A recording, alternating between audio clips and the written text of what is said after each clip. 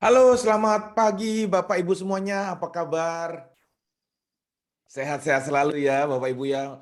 Ini pagi-pagi ini tumben banget nih. Kita pagi mulai webinar Morning Talk ini benar-benar morning ya, jam 8.34 kalau lihat waktu saya sekarang nih.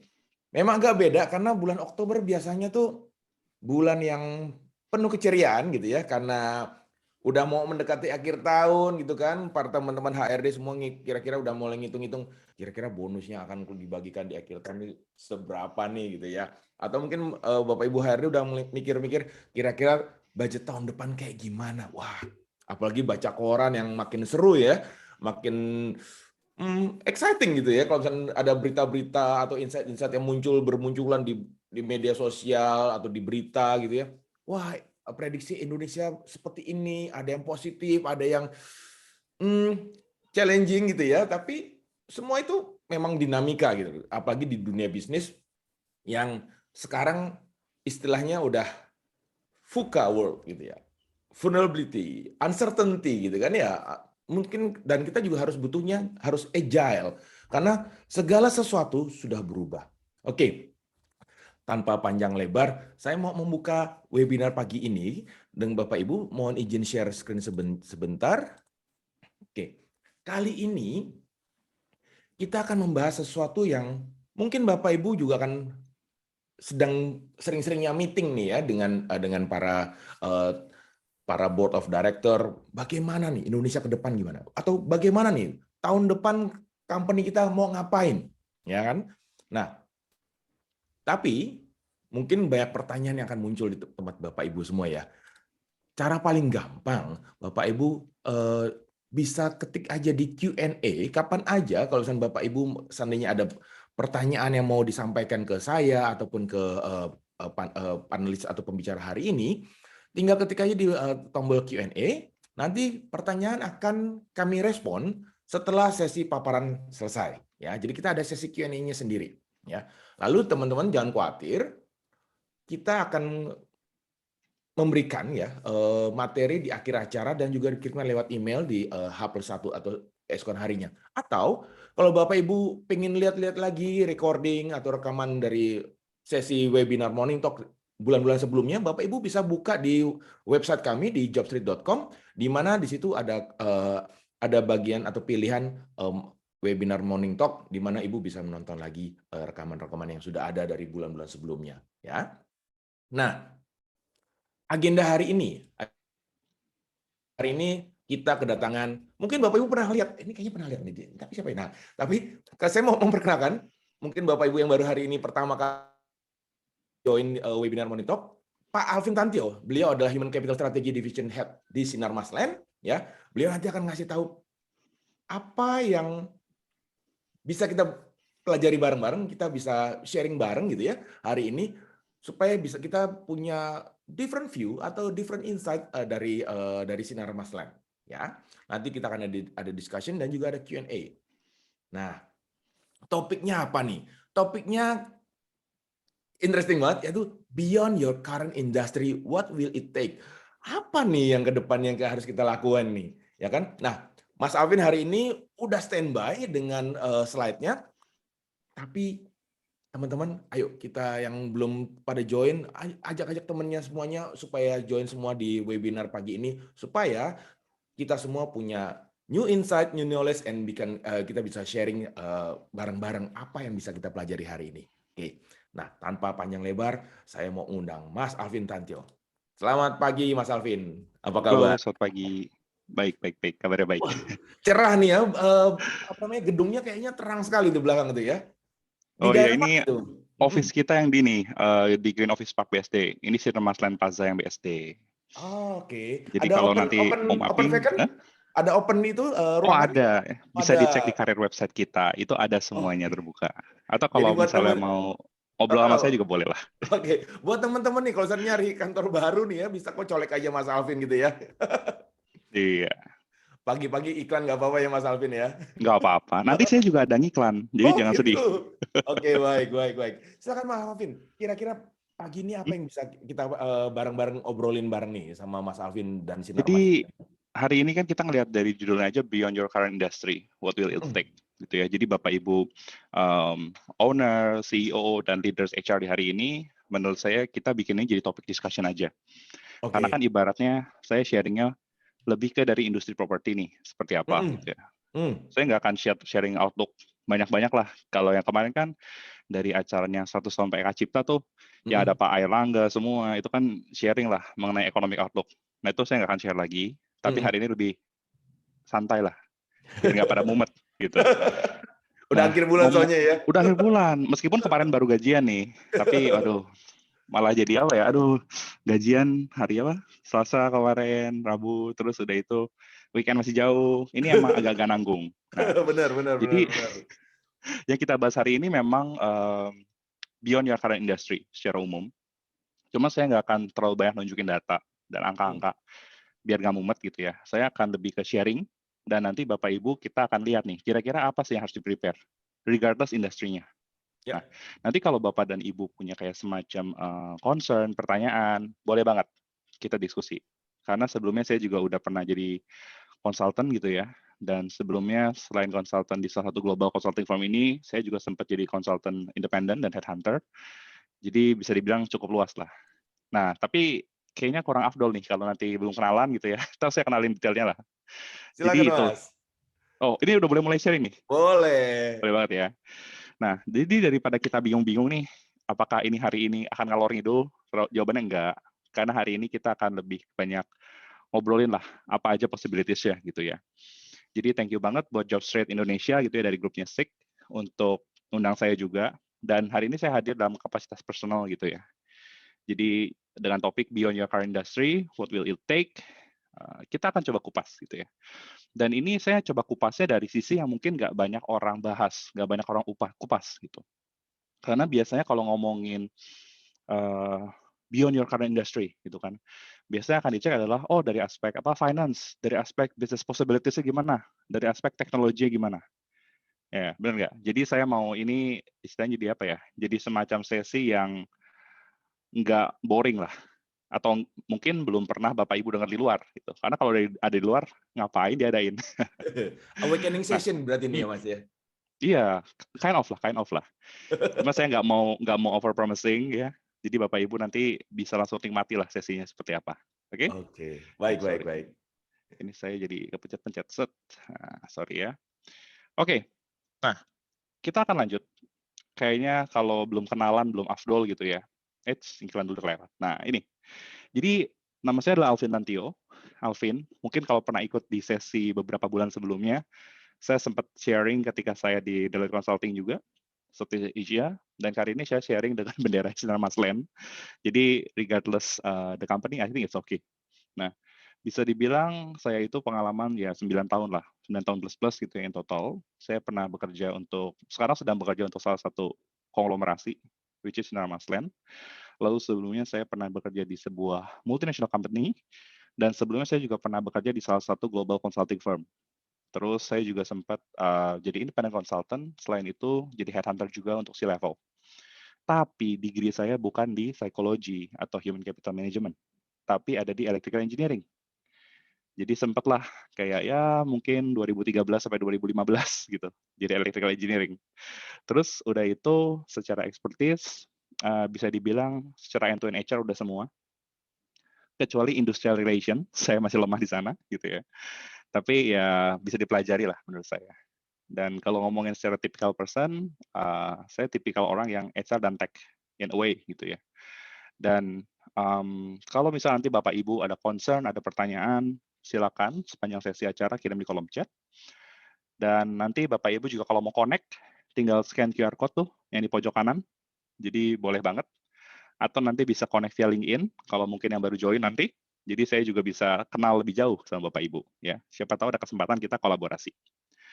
Nah, sebelumnya saya mau iklan dulu nih sedikit ya. Jadi mumpung-mumpung lah menurut saya gitu.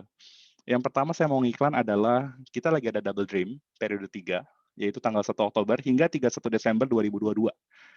Jadi Bapak Ibu yang ketinggalan Double Dream periode 1 dan 2, jangan khawatir karena di sini tuh bisa save up to 22,5% plus free lainnya.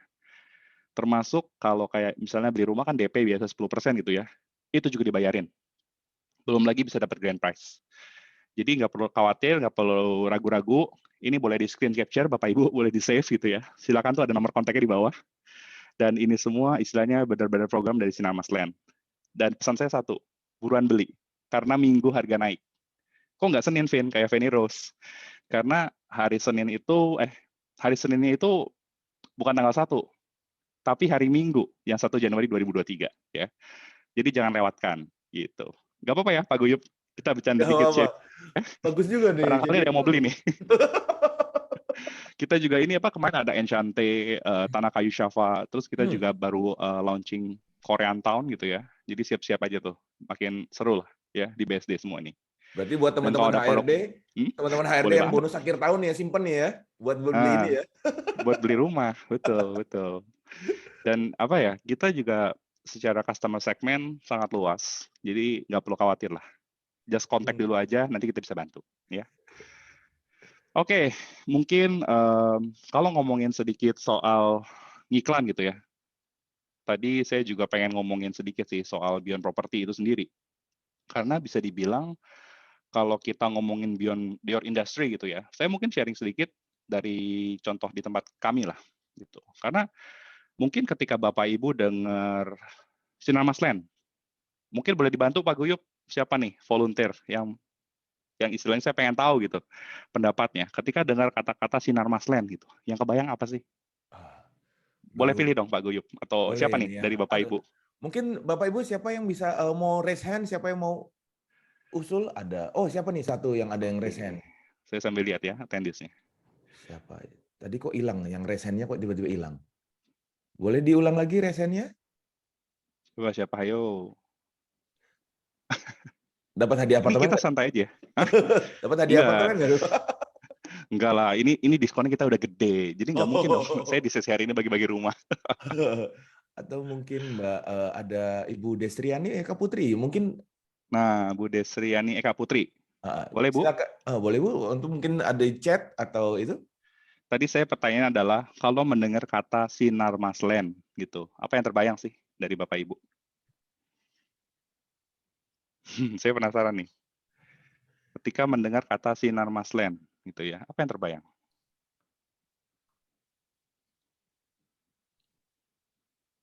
Boleh? Oh ini, atau siapa nih? Yang katakan siapa nih, Pak? Oh, Mas Bimo Aribowo. Silakan Mas Bimo. Pak Bimo Aribowo, silakan Pak. Kalau nggak dengar kata Sinar Mas Land, apa yang kebayang? Boleh di-unmute, Pak. Atau di Halo? chat boleh kalau seandainya memang ini. Di chat deh. Ah, Takutnya pada malu-malu, masih mager gitu, masih suaranya masih gitu. Silakan loh Bapak Ibu. Kalau mendengar kata Sinar Mas Land, apa yang kebayang? Properti, Pak. Properti. Oke, apalagi? Pak Bimo boleh tunjuk temennya nih, atau siapa nih? Kira-kira apa nih kalau mendengar kata Sinar Mas Land? Tadi properti, ada lagi nggak?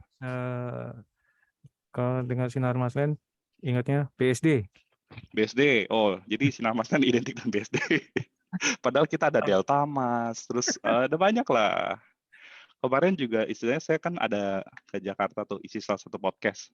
Terus saya lihat nih Kizo itu, oh ternyata ini apartemen Sinar Mas Land juga, sama si Diamond Development itu, yang Mitsubishi gitu. Jadi nggak cuma BSD ternyata. Apalagi nggak? Ada lagi nggak? Ada lagi nggak? Bapak Ibu? Jangan malu-malu dong. Asuransi. Kalau asuransi itu si Mas Jiwa, asuransi Sinar Mas. Kalau Sinar Mas Land mungkin asuransi ini ya. Asuransi apa kalau beli properti kan ada asuransi rumahnya biasanya. Gak apa-apa. Kalau Bapak Ibu belum terlalu panas nih, abis ini saya akan bakar semangatnya ya. Nah, saya rasa sih ibaratnya kita tadi udah ngiklan gitu ya. Mari kita bahas soal beyond your current industry, what will it take. Tadi udah ada beberapa komen, nggak beberapa sih, ya 3 lah. Properti dari Pak Bimo, again dari Pak Bimo BSD, terus ada juga dari ini Bapak atau Ibu Lilian ya, Ibu kelihatannya, asuransi gitu. Ya, asuransi agak kurang pas lah. Tapi sebetulnya gini, saya mau sedikit bahas beyond property gitu ya. Bayangkan kalau kita membuat sebuah project gitu ya. Nggak mungkin kan hanya bangunannya aja, nggak mungkin hanya gedungnya aja, nggak mungkin hanya physical infrastructure.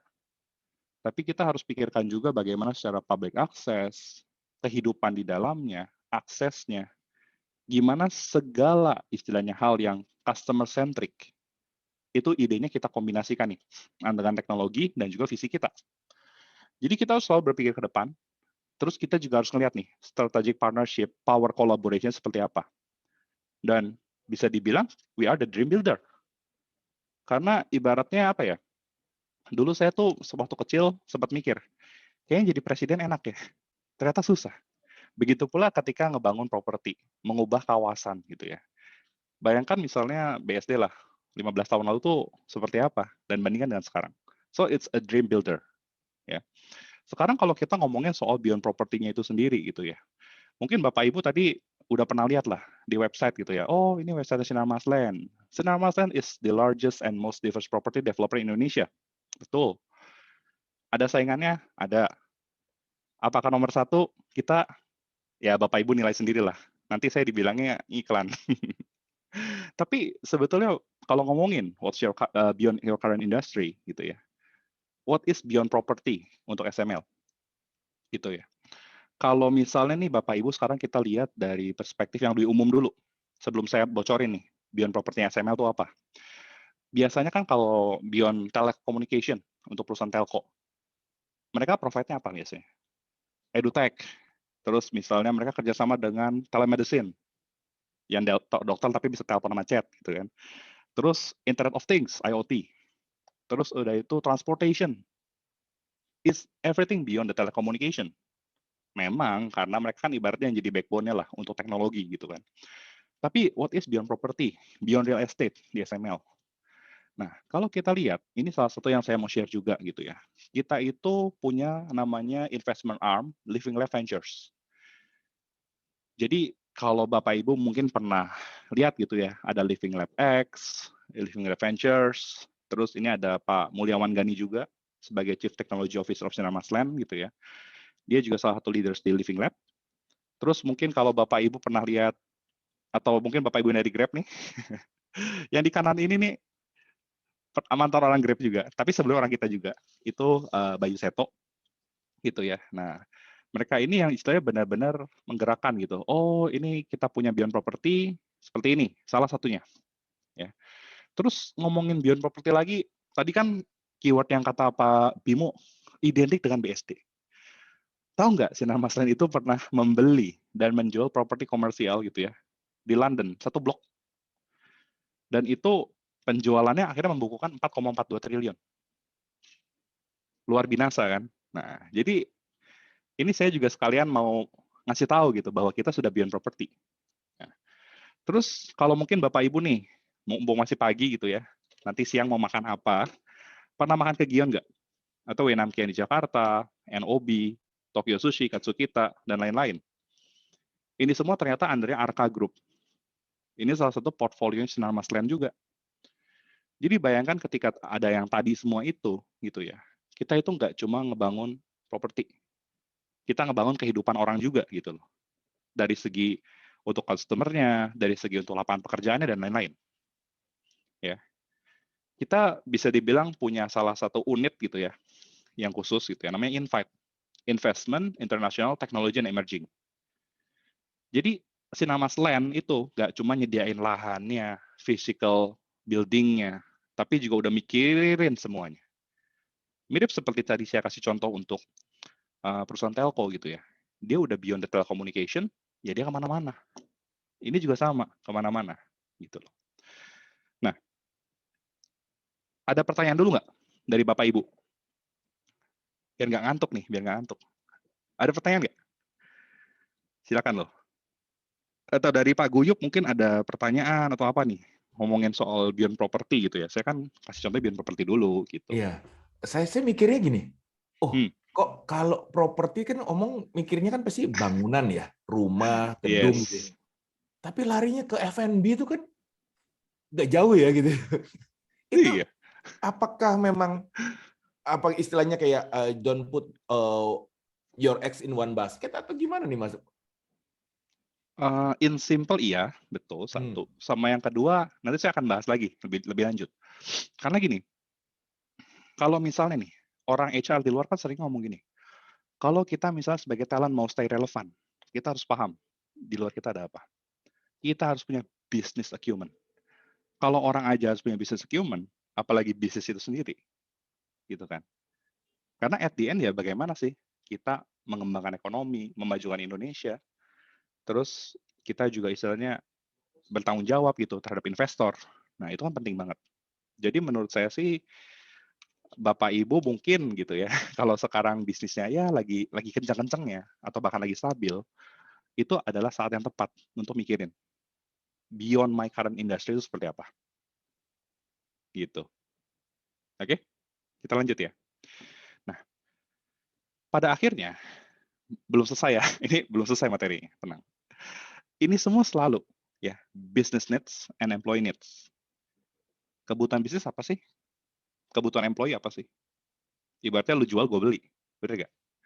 Dan business needs itu sendiri kan kita ngomongin soal resource, kita ngomongin soal pendanaan, kita ngomongin soal opportunity. Kita juga ngomongin soal people. Bagaimana mencari orang yang tepat, di waktu yang tepat, dengan skill yang tepat, untuk posisi yang tepat. Employees needs, sama. Dia misalnya gaji dan benefit, standar lah ya. Buat hidup dong, kita realistis dong, bukan anak konglomerat dong. Saya aja masih kerja. Tapi bagaimana itu bisa istilahnya menjadi tolok ukur lah bagi si employee. Oh, selain gaji dan benefit, saya punya tolok ukur lain nih.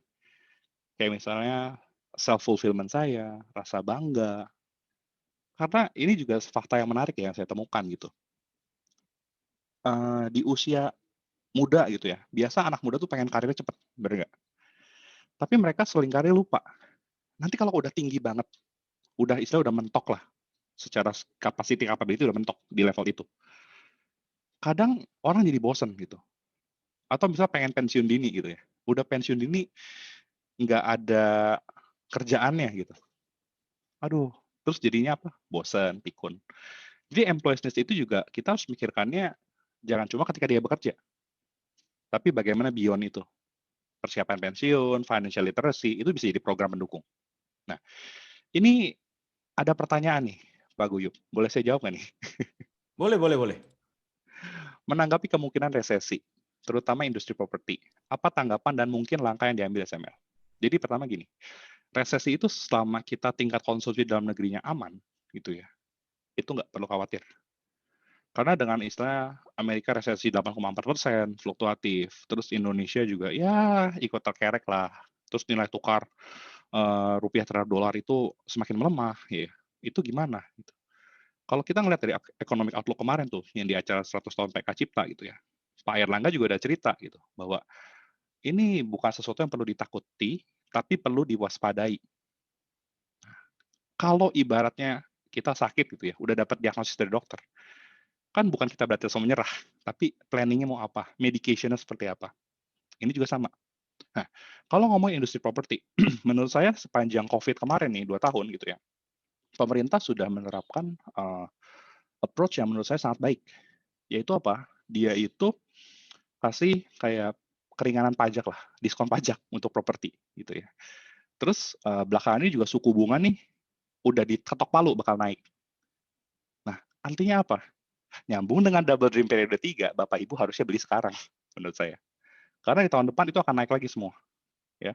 Ibaratnya selama hampir 3 tahun terakhir, duit yang beredar semakin banyak gitu ya. Tapi tingkat belanja ya normal-normal aja gitu. Sementara kan pemerintah istilahnya untuk ekonomi gitu ya, kalau kita sedikit share soal ekonomi, untuk menggerakkan roda ekonomi dan lain-lain, itu kan butuh duitnya bergerak, dipakai, dikonsumsi gitu loh. Dan kalau bisa beli propertinya di Indonesia, di produk-produk Sinar Masland, itu menurut saya bagus juga. Karena itu juga salah satu konsumsi dalam negeri yang kita tingkatkan. Instead of Bapak Ibu misalnya beli properti di Singapura gitu ya. Kemarin saya ngelihat properti di Singapura 70 juta dolar apartemen. 70 juta dolar apartemen loh. Itu ya hak milik lah ibaratnya. Yang Bukan beli yang sewa orang kita lagi. tahun. Yang beli ya konglo-konglo di kita, ada juga yang beli gitu. Tapi kalau tadi saya cerita soal tingkat konsumsi dalam negeri, bukan berarti tingkat konsumsi itu ya hanya ketika beli gorengan, beli makanan, enggak.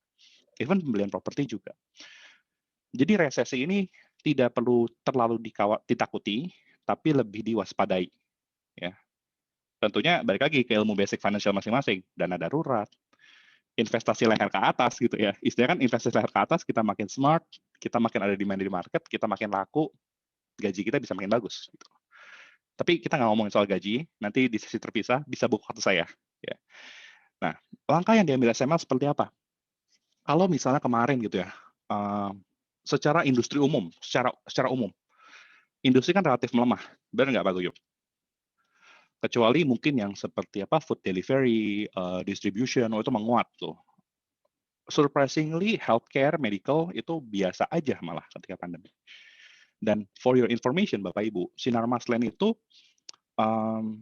selama pandemi itu malah menambah 8 strategic business unit baru.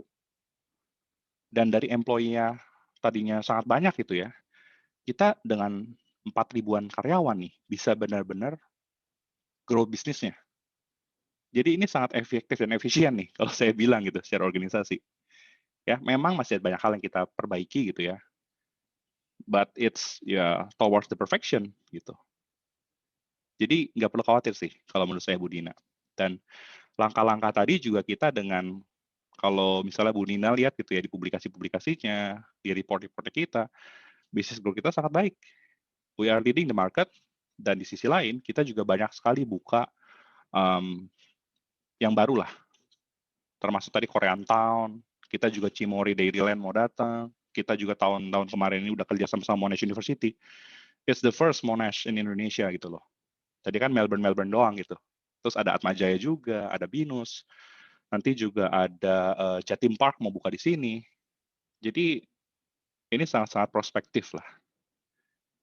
Oke. Ini bukan iklan ya, tapi just give you the reality. Kita lanjut ya.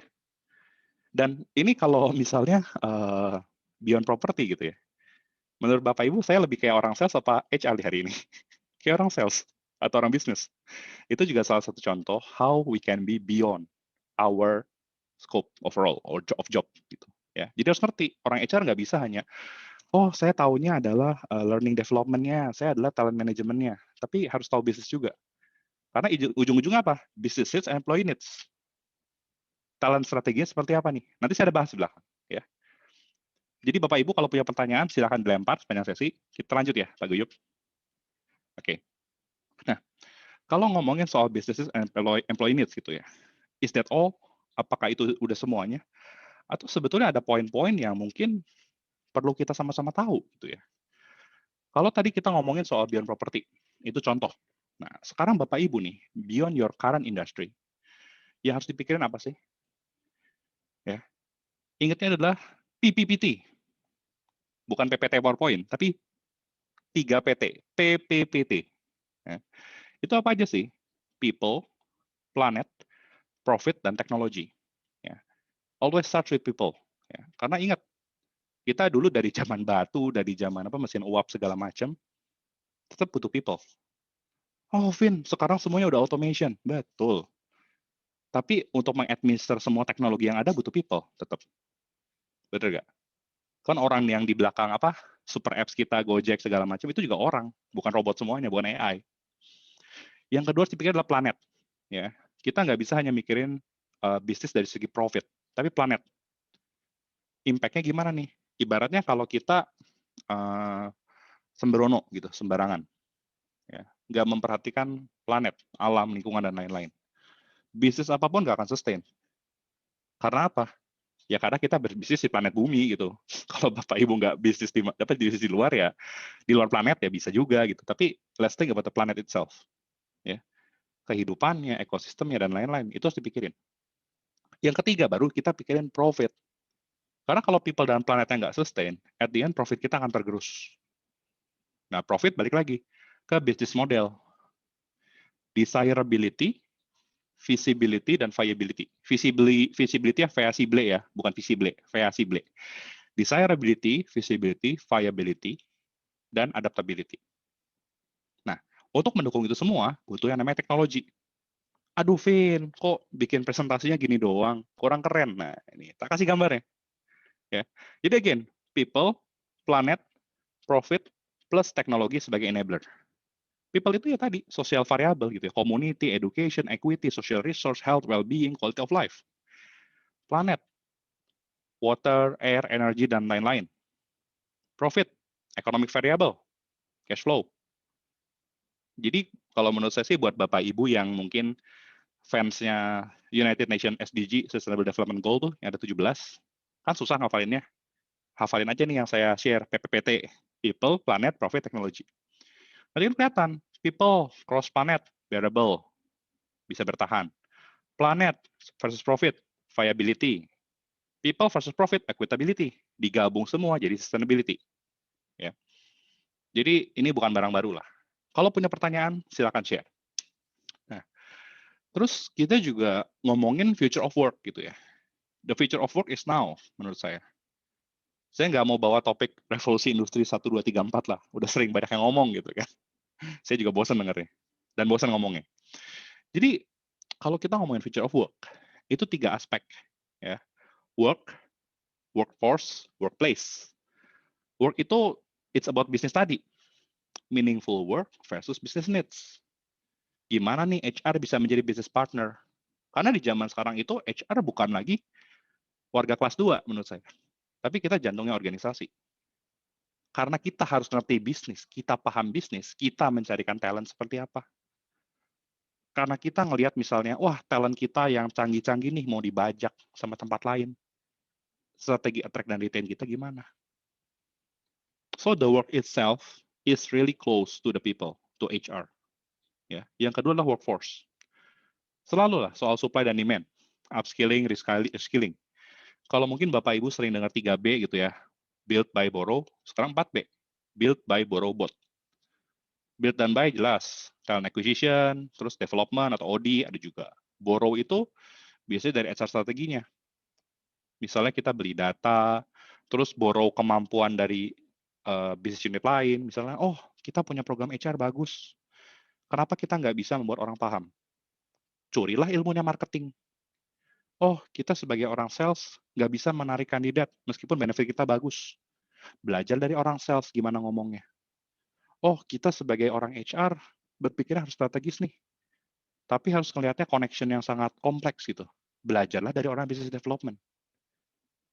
Jadi kita nih, untuk Bapak Ibu yang praktisi HR gitu ya, sebelum kita ngomongin beyond your current industry, kita harus beyond your current boundary gitu. Dan saya nggak mau nge-bullshit atau ngomong kayak keluar dari zona nyaman kalian. Saya nggak mau ngomong gitu. Tapi yang mau saya share adalah coba perluas zona nyaman Bapak Ibu. Sehingga zona nyaman itu pada akhirnya menyentuh zona-zona yang Bapak Ibu nggak pernah tap. Misal, waduh, saya orangnya agak males ngomong nih sama orang lain. Tapi comfort zone Bapak Ibu adalah istilah menganalisis data. Kenapa nggak mulai kita analisis data dan cari discussion partner misalnya. Sehingga kita memperluas zona nyaman kita menyentuh zona-zona yang lain.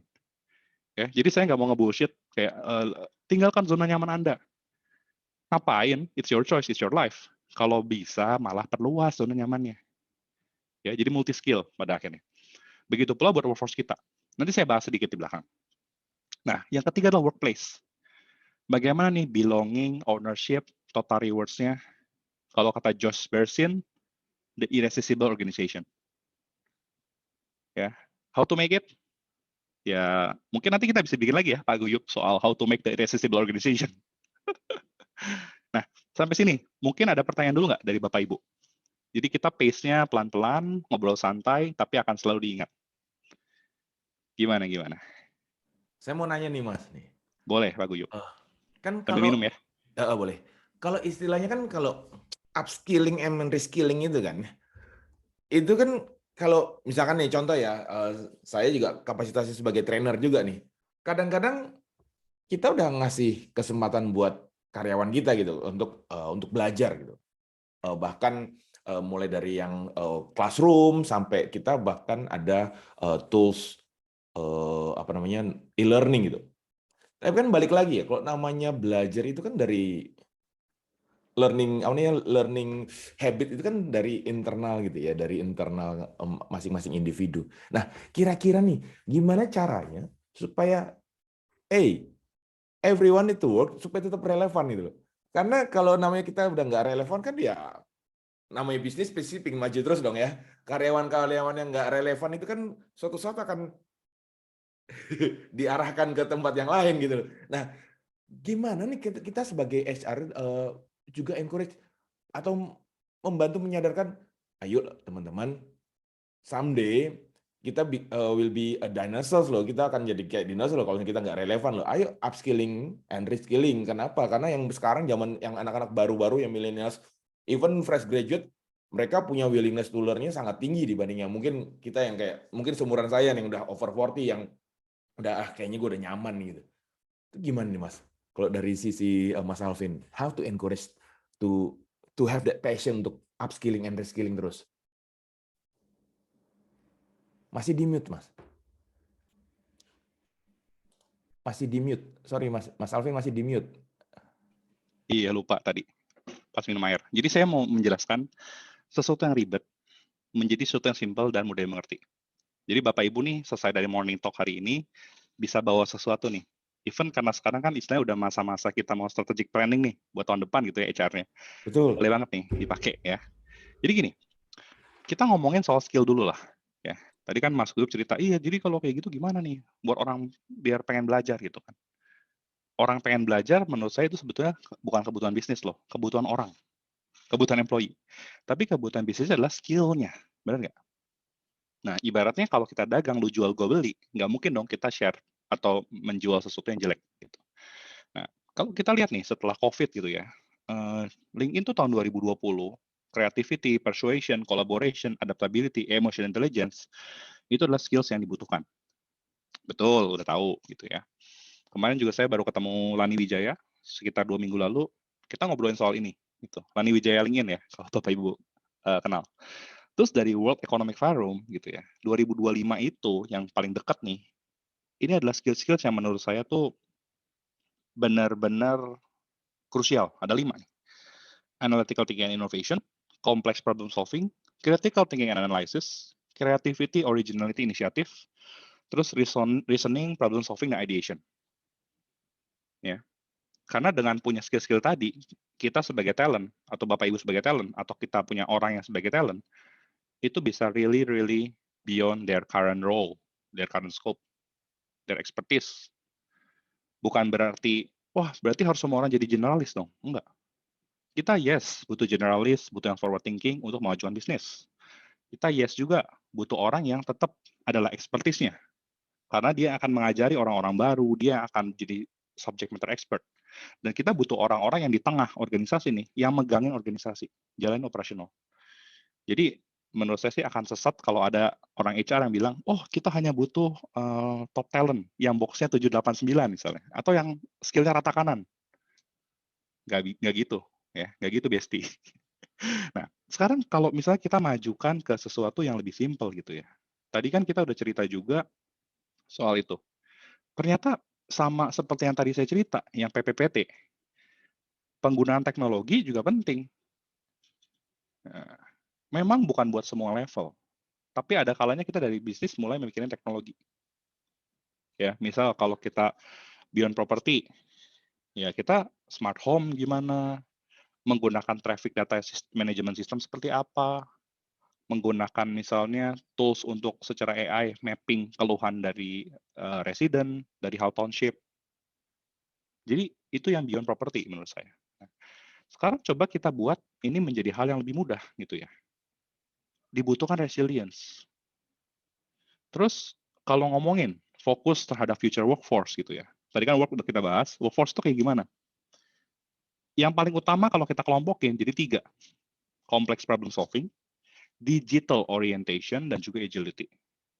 Complex problem solving gampang lah. Berbicara berdasarkan data dan fakta. Bisa connecting the dots. Kalau ada problem, zoom in dan zoom out. Ya, ngelihat details tapi perlu ngelihat big picture. Terus creative thinking, analysis. Nah, complex problem solving pun ini akan membantu kita. Jangan sampai kerjaan kita menurut kita beres, tapi nyusahin orang lain. Ya, bener nggak? Seringkali kayak gitu kan. Wah, kita punya ini orang talent nih, kerjaan sih beres, tapi pas dikasih ke orang, dianggapnya masih mentah, nyusahin. Nah, itu complex problem solving termasuk situ. Yang kedua adalah digital orientation. Ya, kita buat organization tuh experience apa itu digital. Ya. terus teknologi desain, programming, dan programming itu menurut saya nggak perlu yang kayak kodenya susah-susah. Zaman sekarang banyak banget sih low code programming yang menggunakan logika, udah ada kayak template-templatenya, robotic process automation, terus artificial intelligence juga kalau perusahaan yang duitnya ada gitu ya, boleh kita pakai vendor AI gitu mapping. Dan yang ketiga adalah agility. Nah, agility-nya ini saya bilangnya sih nanti lebih ke learning agility. Nanti saya akan share juga. Karena at the end, kalau kita fokus ke future workforce, dari data tadi, terus yang sekarang, itu tuh menurut saya ada bridging-nya yang jelas. Nah, yang jadi pertanyaan kan, bos, kalau misalnya nih, 3 itulah yang tadi terakhir gitu ya, si complex problem solving, digital orientation, sama learning agility, anak buah kita nanya, bos, kalau 3 itu kita harus ngapain dong berarti? Nah, saya pengen tahu nih, Pak Guyup, dari teman-teman di sini, kalau ditanya gitu ya, soal workforce perlu nyiapin apa, gimana nih cara jelasinnya secara simpel? Mungkin saya mau tanya ke Bu Vidya nih, Bu Vidya Antariksi. Pendapatnya gimana nih? Kalau bisa ditanya, oke, tadi yang Pak Alvin jelasin oke. Tapi kalau saya suruh jelasin gimana nih? Saya tanya balik, Bu Vidya gimana Bu menurut Vidya Antariksi? Boleh open mic Bu? Tadi kan kayak apa, complex problem solving, agility, digital orientation. Kira-kira kalau diminta menjelaskan dengan mudah, gimana nih? Bilang apa? Ya, Silakan Bu. kebetulan tadi, ya, terima kasih sudah Hmm. diberi kesempatan untuk bicara. Ya, kan ini tadi membahas dari sebelum-sebelumnya ada apa workforce, workplace, sama, nah itu Work saya itu sendiri. kepikiran, ya, Hmm. itu saya ada kepikiran kalau untuk perkembangan perusahaan di 2023 tadi di mana ada apa namanya kekhawatiran atau mungkin kita harus waspada bahwa akan ada resesi. Nah, untuk perusahaan sendiri, untuk pengembangannya tuh nanti akan seperti apa? Yang Oh, Bu, sorry. Saya nanya ke Ibu, kalau Ibu misalnya udah tahu nih, jadi saya bukan jawab pertanyaan Ibu dulu, saya mau nanya ke Ibu dulu nih. Jadi, sorry saya ulangin ya Bu ya. Jadi misalnya nih, kan tadi kita udah bahas nih, sampai bagian ini dulu lah. Oh, kalau kita mau fokus ke workforce, dari data World Economic Forum, dari data LinkedIn, itu kita rangkum, ada 3, complex problem solving, digital orientation, sama agility. Nah, kalau Ibu ditanya, sama anak buah Ibu nih misalnya, sama anak Bu Vidya. Bu Vidya, saya mau tanya dong, kata Ibu kan kita harus siap lah untuk masa depan gitu ya. Kita mau beyond our current industry. Tapi saya bingung Bu, Ibu bisa nggak tolong jelasin dengan cara yang lebih simpel nih, yang harus kita siapin apa? Nah, coba misalnya Ibu jelasinnya kayak gimana gitu. Misal ada anak buah challenge ya. Jadi ini Bapak Ibu study case ya, buat Bapak Ibu. Kalau ada anak buah Bapak Ibu nanya, emang oke lah kita mau siap-siap buat future future of work. Kita mau siap-siap Bu, yang tadi gitu ya. Kira-kira jelasinnya gimana nih, biar anak buah kita gampang paham. Ya, Nanti saya kasih jawabannya. Menurut Ibu gimana? Nah, untuk Kalimatnya persiapan misalnya. untuk persiapan di tahun depan itu, ya kalau dari saya sendiri akan bercerita bahwa yang harus yang harus disiapkan itu adalah dari pertama workforce-nya itu sendiri. Jadi kemungkinannya untuk di tahun depan itu akan ada sesuatu yang harus kita siapin ya, yang baru. atau siapkan yang baru, betul seperti itu sih. Jadi dari segi agility itu yang paling penting adalah pada saat decision making terutama. Gitu. Jadi what's in it for me-nya mereka tahu gitu. Kita mau ke arah mana sih, ya kan? Nah, saya coba tambahin ya. Kalau misalnya ditanya kayak tadi, bos dengan kayak tadi apa yang harus kita siapin gitu ya? Saya ngomonginnya adalah 3 hal ini. Semua yang kita lakukan itu harus berdasarkan data dan fakta, benar nggak? Mau kita misalnya pun kita seorang seniman di industri kreatif, kita harus tahu datanya misalnya. Oh, data misalnya orang yang menggemari karya kita, potensi bisnis seperti apa? Insight berdasarkan orang yang istilahnya sudah membeli produk kita. Nah, itu data analytics dan insight generation. Yang kedua adalah, di masa sekarang, kita harus punya interpersonal communication skills. Ini nggak bicara oh kalau ekstrovert lebih jago, kalau introvert pasti diem. Enggak. Introvert dan ekstrovert adalah perkara kita mengelola energi. Orang introvert bisa aja bawel di panggung, tapi dia akan capek. Tapi dia bisa. Orang ekstrovert bisa aja dia juga agak diem gitu, tapi dia nggak betah. Jadi interpersonal communication itu skill. Itu nggak bisa tuh kita berlindung, saya orangnya introvert. Oh, tidak bisa. Kalau menurut saya ya, karena itu perkara mengelola energi. Interpersonal communication skill, ini apa aja sih isinya? Poin yang kedua ini nih. Ya. Isinya adalah kemampuan kita misalnya negosiasi. Kemampuan kita menjual ide kita kepada atasan. Kepada owner yang mungkin ownernya itu adalah orang yang nggak terlalu peduli teknologi. Kepada orang yang susah kita jelasan. Karena kalau yang di kirinya aja udah bagus nih, kita bawa data, bawa fakta, bawa insight, tapi kita nggak bisa jelasin ya, percuma. Benar nggak? Nah, kita juga bisa jelasin nih ke anak buah kita, yang kamu butuhkan nih untuk menjadi future ready. Yang ketiga adalah business acumen. Business acumen itu istilah yang mungkin jarang di Indonesia, tapi menurut saya Bapak Ibu perlu atau dan bisa jual. Karena business acumen ini adalah kemampuan membaca arah gerak bisnis. Oh, perusahaan kita nih mau beyond industri kita sekarang. Akan ada digitalisasi. Bapak Ibu ajak anak buah Bapak Ibu berpikir, menurut kamu kalau misalnya kita go beyond our industry gitu ya, role kamu masih relevan nggak? Atau kamu obsolete? Nah, ini nyambung nih sama pertanyaan Pak Guyup tadi. Bagaimana membuat mereka tuh sadar. Kalau tadi kan yang di-share sama Bu Vidya lebih ke kebutuhan bisnis sebenarnya. Oh, bisnis mau ke arah sini. Kamu harus pikirin loh karir kamu segala macam. Nah, itu juga business acumen. Jadi, coba ajak orang berpikir secara business acumen buat ngelihat role dia bakal obsolete nggak. Kalau tadi AI mau masuk, apakah kita masih butuh nanti admin-admin misalnya gitu ya, yang input data masih manual banget, nget. Kan enggak. Nah, kita ajarin. Tapi tentunya ini semua butuh foundational skills-nya, technical skills dan knowledge. Jadi coba kita ulangin bersama ya. Yang pertama adalah data analytics dan insight generation. Kita berbicara berdasarkan data dan fakta, tapi nggak cuma ngasih tabel. Ada suaranya, ngomongnya. Berdasarkan misalnya tren 5 tahun terakhir, maka pertumbuhan year on year adalah sekian. Pertumbuhan antara Q3 tahun 2021 versus Q3 2022 adalah sekian. Hal ini menunjukkan bla bla bla. Bikin insight yang powerful. Yang kedua adalah interpersonal communication dan skill. Ya.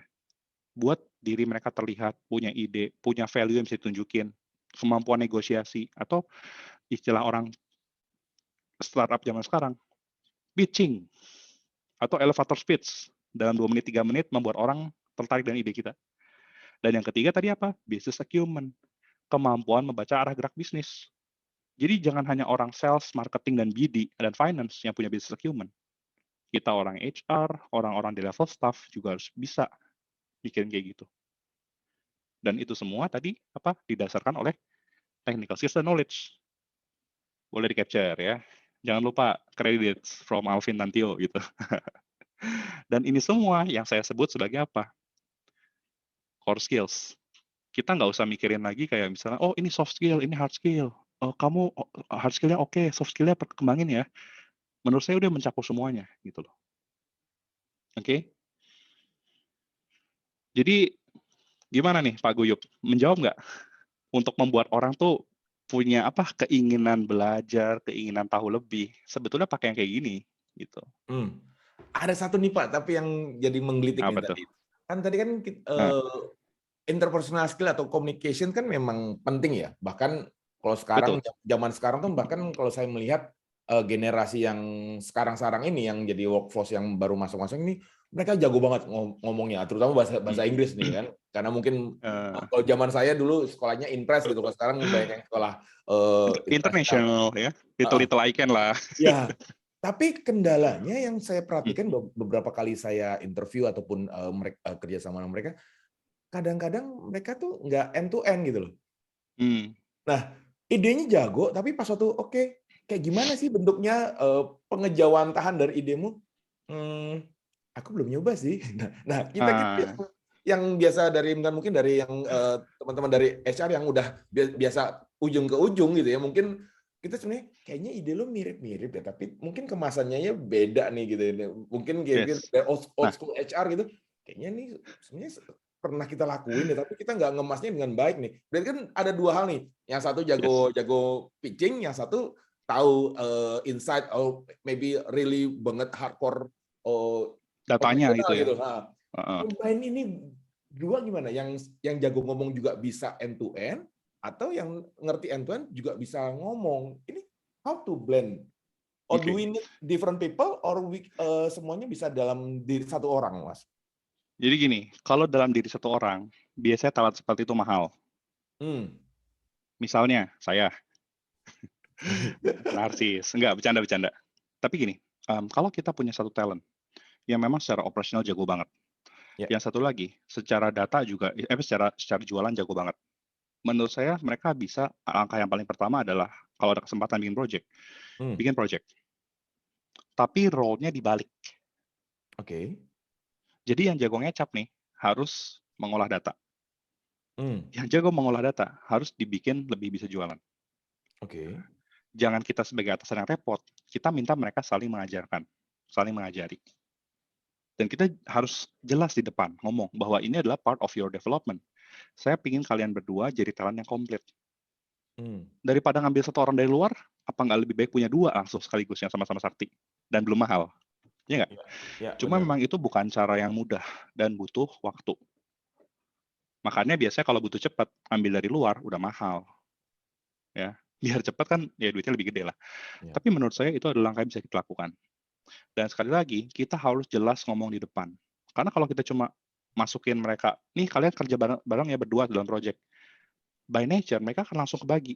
Oh, saya adalah orang data, balik layar. Oh, dia adalah orang depan panggung. Dan kita juga harus jelaskan bahwa di sini paradigma yang masih menurut saya cukup dilematis di Indonesia adalah orang yang sering tampil, yang pintar ngomong, seringkali dianggap sebagai orang yang lebih smart. Benar nggak? True. Padahal bisa jadi dia pepesan kosong gitu. Jadi orangnya secara konseptual jago, tapi ketika implementasi sucks. Itu bahaya. Ya, jadi HR dan leaders ini harus jagain, menurut saya. Sama yang kedua, orang yang istilahnya secara skills jago banget gitu, tapi kurang bisa jualan, meskipun itu bukan nature-nya dia, ajarinlah dia dengan cara yang praktikal, ajarinlah dia dengan cara yang simple, buat dia mengerti gitu loh. Caranya gimana? Ya bisa panggil saya lah buat jasa tambahan ya. Tapi intinya itu. Tapi saya I do side hustle, but I do it after the office hour dan over the weekend ya.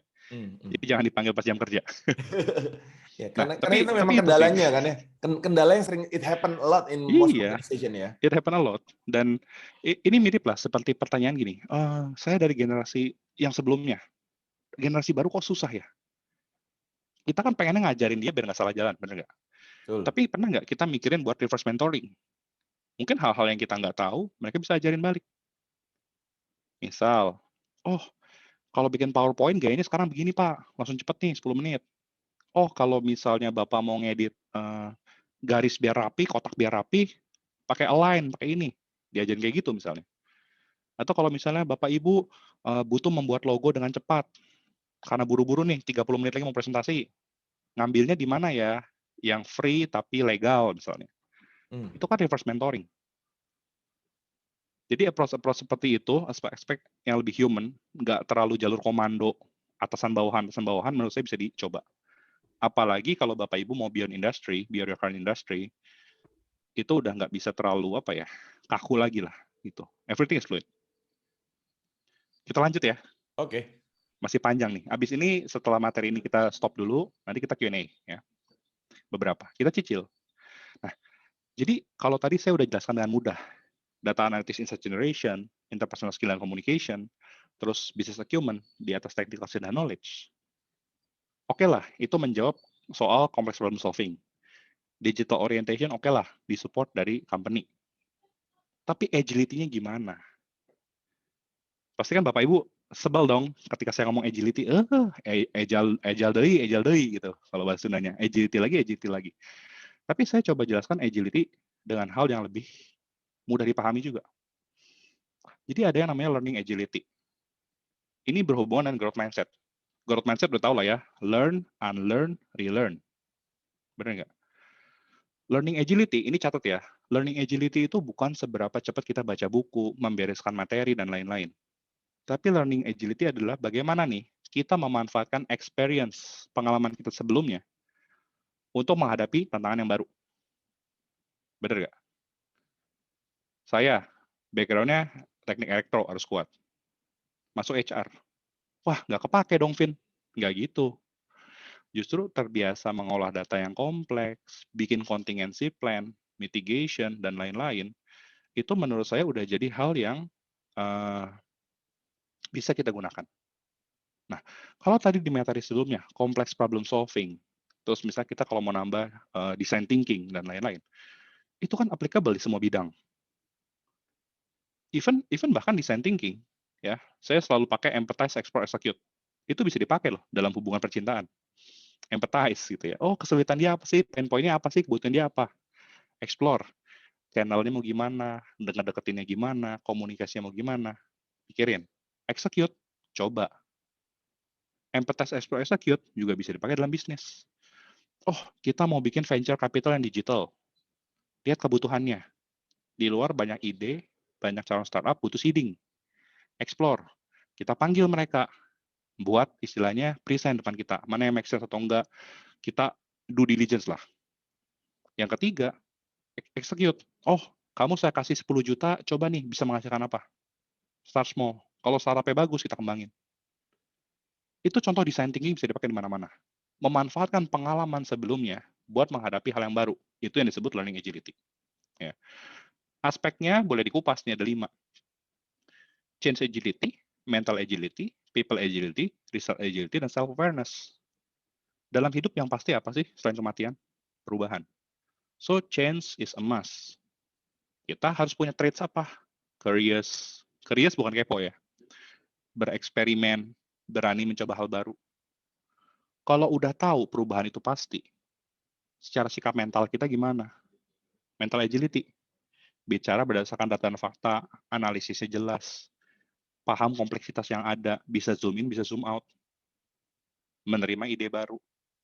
Yang ketiga, kalau kita menghadapi hal yang baru, people agility-nya gimana? Benar nggak? Tapi 3 hal ini kita udah dapat dari zaman sekolah. Begitu pula dan bisnis. Oke, bisnis pasti berubah ya. Ini kalau kita ngomongin beyond industry. Mental agility. Oke, berarti kita harus siap dengan kompetisinya. People agility. Oh, kita cari nih talent-talentnya. Tapi result agility, balik lagi. Operational cost. Terus OPEX, CAPEX, dan juga profitnya gimana nih revenue. Kalau masih banyak orang yang bilang lebih penting proses daripada hasil, saya selalu kasih contoh ini. Kalau Bapak Ibu tugasnya bangun wahana Dufan yang bergerak, terus jatuh misalnya, ada korban jiwa. Apa masih berani bilang lebih penting proses? Gitu. Nggak bisa kan? Karena proses yang baik dapat membawa ke hasil yang baik. Hasil yang baik itu dicapai harus dengan cara-cara yang baik. Makanya result agility penting. Kalau udah change, mental, people, result agility itu udah tahu, pasti kan ada ups and down-nya, gagal dan berhasilnya, ada naik turunnya. Bagaimana kita punya learning agility? Menurut saya itu penting. Ya. Nah, dan yang paling penting nih, sekali lagi, learning agility DNA ini adalah untuk apa? Untuk bagaimana nih kita bisa memanfaatkan pengalaman sebelumnya untuk menghadapi tantangan atau hal yang baru. Oke, dan Bapak Ibu nggak perlu khawatir. Don't make them be afraid to learn. Belajar itu ada visual, ada auditory, ada reading, writing, ada kinesthetic. FARC ya.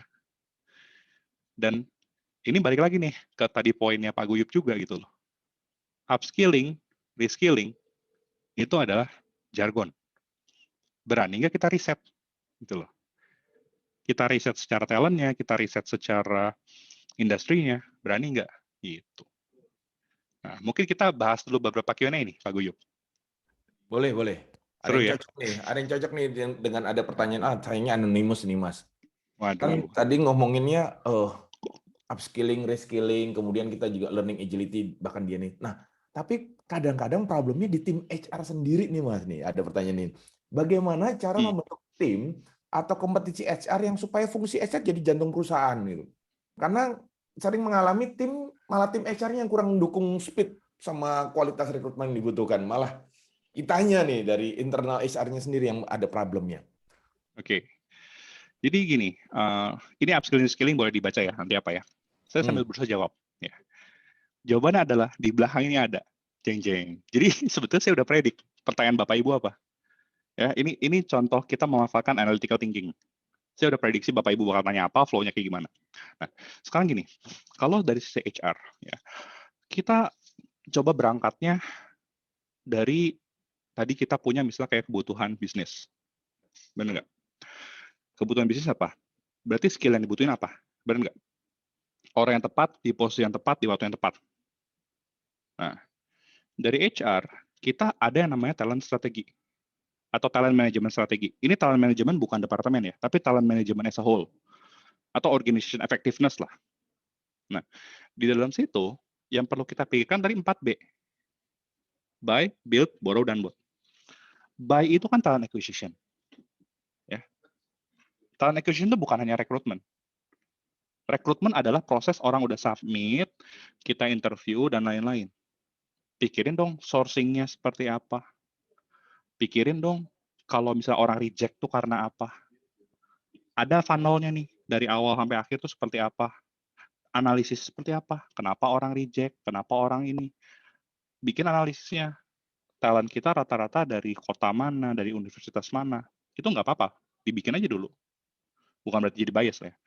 Terus, kalau misalnya ada kandidat yang keterima, itu dalam 2 tahun berapa yang resign. Nah, kita bawa data dan faktanya dulu. Karena jangan sampai saya udah selesai kok ngelaksanain rekrutmen, hanya ngejar numbers. Oh, diminta 20 talent bulan ini, wis 20, tapi kualitasnya nggak jelas. Itu contoh yang namanya kerjaan beres, tapi nyusahin orang lain. Nyusahin orang lain besok-besoknya gitu loh. Kerjaan saya beres, 20 talent, tapi kan nggak gitu. Nah, itu yang buy. Build itu adalah development. Nah, development-nya nyambung sama yang tadi. Kita bisa nggak sih bikin development itu menjadi sesuatu yang menyenangkan buat karyawan, yang berdasarkan kebutuhan mereka, bukan karena kita paksa. Learning appetite-nya gimana kita timbulkan? Contoh, ya, pernah nggak sih Bapak Ibu kepikiran, ya, bikin program untuk learning, budgetnya udah kita limitin, tapi orang bebas belajar apapun yang sudah kita kurasi library-nya. Dan yang mau dipelajari apa? Yang sudah sesuai dengan yang tadi. Skill-skill, misalnya complex problem solving, design thinking, project management, finance for non-finance, HR for non-HR. Itu udah kita kurasi nih. Ambillah dari Coursera, Udemy, segala macam, LinkedIn Learning. Orang bisa ambil sertifikasinya, tapi kasih syarat. Orang yang sudah minimal misalnya 2 tahun atau 3 tahun bekerja, dengan 2 tahun terakhir pengalamannya konsisten baik. Hasilnya performance ratingnya konsisten baik. Terus ini akan meretain selama setahun. Kalau misal keluar harus dibalikin. Terus ini dibuat, mereka itu harus bayar dulu, lulus sertifikatnya dulu, dapat sertifikat, selama self-paced learning tadi, via Udemy atau Coursera, nanti udah itu dibalikin duitnya, via submit certificate. Nah, itu kan menimbulkan learning appetite bagi yang talent. Bagi yang nggak talent gimana, Vin? Kok nggak dipikirin? Justru ini bikin mereka sirik. Kok mereka bisa belajar design thinking, mereka nanti di market, di pasaran makin laku dong. Saya gimana? Saya juga mau perform bagus biar bisa belajar gratis. Bukan dengan kita bikin digital learning, digital modul, terus kita push, wajib selesai, wajib selesai, wajib selesai. Orang dicekokin gitu muntah. Tapi bikin, ada learning credit kayak, learning hours kayak. Learning hours idealnya berapa, Vin? Pak Guyup mau nebak, learning hours idealnya berapa? Kalau saya pribadi ya, kayak yang saya Per tahun? Oh, per tahun. Kalau saya pribadi, saya bikin agenda diri saya sendiri itu minimal saya 1 tahun habis 2 buku. Oh, habis 2 buku ya? Minimal sih. Nah, itu bisa tuh dari jumlah buku ya. Karena kan buku ini tergantung nih, kepadaran kita seperti apa. Nah, kalau saya bilang minimal adalah 40 jam per tahun. Jadi mungkin Bapak Ibu nih yang lagi ngitung learning hour, ada pertanyaan, kamu bikin program ngitung learning hour, angkanya dari mana? Dari langit? Bikin minimalnya segitu? Saya kasih bocoran nih, mumpung ya. Setahun ada berapa minggu, Pak Guyup? Berapa pekan? 52. 52, ya. Sebetulnya, angkanya kan kalau kita mau set 52. Tapi kan ada libur panjang, apa segala macam. Ya, kita bikin 40 lah. Nah, kenapa 40? Ya, Bapak Ibu coba hitung aja, jumlah hari Jumat dalam waktu setahun ada berapa? 48, 40-an kan? ya Nah, 40-an. potong libur, ya 40. Hmm. Jadi paling gampang adalah sediakan waktu hari Jumat 1 jam setiap hari Jumat, cicil selama setahun itu 40 jam. Itu bisa jadi landasan dasar kalau kita mau punya learning hour, kita hitung. Simple ya. Jadi kalau ditanya di challenge, kamu kenapa bikin learning hour 50 jam? Bilang aja, oh kan dalam 1 tahun ada 52 pekan. 1 pekan 1 jam belajar Bapak Ibu, jadi 50 gitu loh. Ya. Iya. Itu build yang kedua. Dan build ini selalu konsepnya masih sama ya, 70 20 10. 70 itu yang learning by doing. 20 itu yang hari ini saya sharing ke Bapak Ibu. Oh, ternyata gitu ya idenya si Alvin. Tapi it's just 20%. Prakteknya gimana? Dan 10% adalah yang dari self learning, dari baca buku, dari nonton video ini ulang, tapi nggak diskusi kayak gini. Jadi 72 10 10 masih oke. Nah, borrow ya strategi tahun kita bisa pinjam konsultan, ambil anak kontrak, kita bisa istilahnya beli data, atau kita kalau misalnya lebih baik nih borrow, kita punya internal konsultan yang bisa ngeborrow ide dari tempat lain, fungsi lain. Dan yang terakhir adalah bot. Jadi masih sama, 4B. Buy, build, borrow, bot. Itu strategi yang harus dipahami dulu sebagai overall HR. Jangan kita hanya ngelihatnya dari sisi rekrutmen. Yang bahkan rekrutmen itu adalah belum ditambah sourcing, belum ditambah candidate analytics, candidate relationship management, yang menjadi talent acquisition. Gitu loh. Oke, ada pertanyaan lagi nggak sebelum kita lanjutkan? Lanjut dulu deh, nanti lanjut Lanjut dulu. dulu ya. Nanti kita kupas satu persatu ya. Boleh. Mungkin yang udah ini boleh di answer aja ya. Oke, kita lanjut, Bapak Ibu. By the way, layar saya masih ada kan ya? Masih. Oke, tadi upskilling, reskilling, ini capture aja lah. Ada di Cambridge sama manajemen konsep. Nah, kalau misalnya kita pikirin upskilling, reskilling gitu ya, dengan 2 hal ini, ternyata skill-based hiring is on the rise. Jadi regardless industri Bapak Ibu seperti apa, tadi kan saya udah cerita, skill yang bisa applicable gitu ya. Ya memang sih ada skill-skill yang bisa tech talent gitu. Oh harus bisa Python, PHP, HTML5, harus bisa back-end, front-end, full stack. Tapi skill yang secara umum dibutuhkan tuh apa sih? Skill khusus yang dibutuhkan apa sih? Ibaratnya kita ngomongin segmentation, segmentasi. Sayang ini laptop saya ini laptop kantornya nggak touchscreen. Jadi gini, bayangkan kalau Bapak Ibu Bapak, harus mikirin skill yang perlu di-hire. Gunakan approach-nya berdasarkan segmentation. Jadi ada sumbu X nih. Nah, sumbu X ini ya, sumbu X itu adalah Bapak Ibu punya scarcity. Kelangkaan kalau cari talent, makin susah nggak? Ke arah satunya nih, yang sumbu horizontal, itu adalah impact to the business. Nah, kita bagi 2, low atau medium high. Ada 4 bagian. Kalau misalnya impact to the business-nya medium, tapi dia high di sini, ya. Itu biasa role-nya expert. Role-nya tech talent yang benar-benar pure orang tech.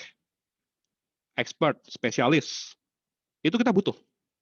Bahkan di beberapa perusahaan, kita bayar mahal untuk meretain orang tersebut. Misal, di industri tembakau, flavorist sama blender yang racik. Sakti tuh. Dia cuma gini, produk tembakau lo tahu racikannya. Atau yang selalu kita nikmati bersama, semoga bukan buat sarapan pagi, Indomie. Itu bisa rasa Indomie ayam bawang itu dan juga Indomie goreng benar-benar legend. Itu kan expert dia. Dampak ke bisnis impact nggak langsung gede, kayak orang sales jualan. Tapi kita butuh. Nah, terus udah itu kan biasa orang ngomong, oh kalau gitu yang secara bisnis impact tinggi, tapi secara susah dicari nggak susah amat. Itu biasanya mid-level management. Ya. Manager, senior manager, GM. Yang levelnya lebih tinggi lagi nih, bisnis impact-nya gede, dicarinya susah. Di sini, sebelah atas. Di kuadran yang kanan atas. Itu adalah orang-orang yang tahu level manajemen, strategic thinker, yang benar-benar orang-orang BD, even orang HR pun bisa di sana. Ya, karena saya bilang HR itu bukan warga kelas 2. HR itu adalah orang yang jadi jantung organisasi. Ngerti bisnis, ngerti people, kawinin deh. Nah, kalau kita udah bahas si talent yang expert di sini, kita udah bahas orang yang mid-level management, kita udah bahas orang yang ada di level top level management. Yang susah dicari, business impact juga gede. Yang di bawah boleh dicuekin nggak, Vin? Tidak boleh. Karena yang di bawah ini adalah yang menjalankan operational day to day, menjalankan bisnis setiap hari. Kalau nggak ada mereka, cuma ada all the talkers here and the conceptor, cuma ada guru-guru sakti expert, cuma ada orang-orang mid-level management yang mengkoordinasikan. Nggak ada yang ngerjain tugas harian. Nah, kalau kita udah paham tadi, kita punya scarcity, kita punya business impact, itu semua balik lagi ke skill-based hiring. Skill apa yang dibutuhkan untuk masing-masing posisi. Skill apa yang dibutuhkan berdasarkan posisi segmentation tadi terhadap kebutuhan bisnis. Nah, skill-based hiring ini juga kita harus lihat. Banyak yang bilang, banyak skill yang zaman sekarang itu nggak perlu pakai pendidikan formal. Mas Guib setuju nggak? Iya sih. Saya nggak setuju malah. Karena gini, selalu ada pengecualiannya. Ya. Kalau kita spektrum skill kita expand gitu ya. Skill paling kiri itu adalah skill yang butuh dipelajari, butuh kemampuan intelektual yang kuat. Misal, teknik elektro, teknik mesin, terus turunan berikutnya, teknik industri, teknik sipil, teknik kimia. Itu yang di spektrum paling teknik. Makin ke kanan tuh makin yang istilah sifatnya humaniora. Nah, yang sifatnya dari tengah-tengah ke humaniora, termasuknya, sorry itu saya nih, IT. Selama orang punya logiknya jalan, orang tech, orang coder, itu nggak perlu pendidikan yang terlalu formal sampai S2, S3. Tapi seorang engineer, mesin, sipil, elektro, itu butuh. Jadi kita jangan termakan dengan istilahnya apa ya, ilmu sesat yang bilang, zaman sekarang skill itu nggak dibutuhkan degree tertentu. Nggak semua skill, gitu loh. Ya. Orang yang masaknya enak sama orang yang pendidikan chef, bisa masakan masakan sama-sama enak, tapi beda gitu loh. Dan itu aspeknya udah mulai di tengah-tengah kanan. Ya, jadi jangan kayak misalnya, saya punya kemampuan bikin pembangkit listrik gitu ya. Degree kamu apa? Saya SD, Pak. Kayak gitu hati-hati ya. Jadi skill based hiring is on the rise. Terus degree atau pendidikan formal itu bad proxy, yes, tapi nggak buat semua bidang. Nah, skill based organization itu selalu meletakkan skill dan human capability di jantungnya, di talent strategi. Terus skill based talent management, put skills first. Ya. Orang replaceable, teknologi replaceable, tapi skill yang dibutuhkan harus menjawab. Nah, jadi are you ready to unlimit yourself? Itu balik lagi. Tapi tenang, ini bukan end of the slide ya. SBOS strategi skill based organization itu harus seperti apa sih? Kalau kita mau benar-benar beyond our current industry gitu ya. Ini yes and no-nya. Employee itu di-assign berdasarkan skill, bukan berdasarkan reporting line atau job semata. Makanya ada project-based organization, makanya ada network organization. Terus vakansinya atau lowongannya berdasarkan opportunity yang memang ada. Bukan dari sekedar istilahnya job posting belaka diada-adain. Tahun lalu buka segini, ya udah tahun sekarang buka segini lagi. Kecuali untuk yang operasionalnya udah jelas itu ya. Yang ketiga adalah skill based organization itu harus menghargai skill untuk create value. Bukan berdasarkan pendidikannya doang. Pas interview, ini lulusan S3, lulusan S4, lulusan S5, kalau ada. Berarti lebih tinggi. Ya nggak juga. Kalau di luar negeri sih, karena pendidikan S2, S3-nya benar-benar lebih serius gitu ya, biasanya bisa lebih tinggi. Kalau di Indonesia, mau S2 aja gitu ya, kadang nggak terlalu dibeda-bedakan dengan S1. In a way, it's good. Karena sekali lagi yang dilihat skills. Tapi in another way, buat beberapa bidang, kasihan anak-anak S2-nya. Ya udah benar-benar belajar gitu loh. Ya, tapi itu di luar topik lah. Nah, yang keempat adalah skill-based organization yang diberikan istilahnya bukan price, lebih ke penghargaan adalah berdasarkan inovasi dan kecepatannya. Tapi bukan berarti semua cepat. Karena menurut saya kita harus think big, start small, move fast. Ya, itu slogan yang mau saya pakai lah buat EVP, saya bocorin. Nah, yang keempat ini juga adalah kompensasi itu nggak bisa hanya berdasarkan job role dan job family. Karena dia petinggi, kita kasih lebih tinggi. Padahal ada orang yang tadi, yang jalurnya adalah scarcity-nya, expertise gitu ya, segmentation-nya. Bisa jadi kita butuh value dia lebih. Skill-nya. Terus succession-nya itu dibuat untuk apa kalau yang di skill-based organization? untuk membuka potensialnya. Find the brilliance in you. Bukan berdasarkan hanya untuk kepentingan ngisi aja, asal ada orang. Padahal secara capacity dan capability nggak bisa. Gitu. Ini sorry, ada salah sedikit yang di kiri. Maksudnya yang di kiri adalah job itu didesain berdasarkan kebutuhan.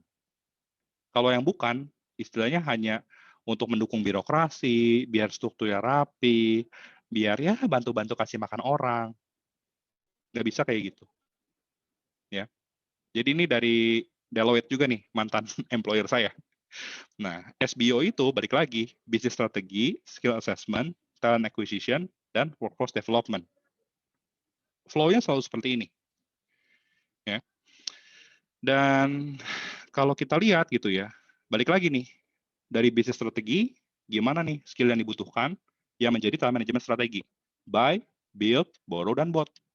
Kalau kita mau benar-benar beyond our industry, bagaimana kita hiring new talent? Bagaimana kita developing pool of talent? Bagaimana kita engaging part-timer atau freelancer atau consultant atau beli data? Atau borrow kemampuan dari function lain? Kalau kita punya program, nggak jadi top of mind karyawan, bagaimana kita pinjam skillnya marketing? Kalau kita sebagai HR punya ide, mau pitching ke atasan, bos gede, ternyata nggak bisa, borrow skill dari sales. Dan juga bot. Secara HR operations, HR services, gimana kita bisa robotic process automation, orang bisa request surat reference letter, tinggal klik, 10 menit jadi. Pernah dipikirin nggak? Karena dengan kita buy, build, borrow, dan bot yang tepat, kita bisa free up waktu karyawan kita. Bukan buat dipecat, tapi buat kita berdayakan untuk skill dan kemampuan yang lain. Buat kita berdayakan, mikirin apa sih yang bisa kita kembangkan dari mereka untuk beyond our current industry. Ya, dan itu kita pelan-pelan kita lakukan juga nih di Sinar Maslen. Nah, dan sekali lagi ini harus balik ke strategi attract dan retain. Karena kalau cuma konsep, it will be only good on paper. Kayak ya beberapa konsultan kan begitu, keren secara framework tapi implementasi nggak tahu gitu. Nah, secara singkat, balik lagi, ini juga boleh di capture, jangan lupa attribute ke saya ya. Business needs dan skills needed itu kita ngebahas soal demand dan supply. Ya, kalau Bapak Ibu ada pertanyaan silakan. Terus skill based talent management strategi soal build, buy, borrow, dan bot itu perkara apa? Addressing skill gap. Benar nggak? Kalau kita bikin jadi persamaan matematika, demand versus supply, ditambah addressing skill gap, itu menjadi apa? Mix and match untuk kebutuhan talent strategi. Oke? Kita lanjut sedikit. Nah, mix and match dari different talent strategi, kemarin ini saya nemu artikel di Gartner bagus banget. Ya, Bapak Ibu silakan cek nih, how to mix your talent strategies to bridge the skill gaps. Di sini kan tadi kita ngomong ada build, buy, borrow, dan bot. Benar nggak? Ini pengembangannya. Build itu bisa upskill, bisa reskill. Nah, ngomongin soal build itu juga bisa kita hire permanent talent, kita buy, kita acquiring dan hiring gitu ya. Sama kita bisa outsource. Kita juga bisa hire contingent talent, engage gitu ya. Misalnya kalau pilar bisnisnya sangat banyak, bisa pinjam-pinjaman talent antar perusahaan. Atau kalau dulu kayak saya di salah satu perusahaan multinasional gitu ya, kita pinjam-pinjaman talentnya itu antar negara, antar affiliate. Nah, terus udah itu rotasi, temporary assignment, itu borrow. Bikin external partnership, itu rent. Automation, itu bot. Kalau itu semua dilakukan, waktunya udah kita free up. Kita bisa redeploy sama redesign work. Ya.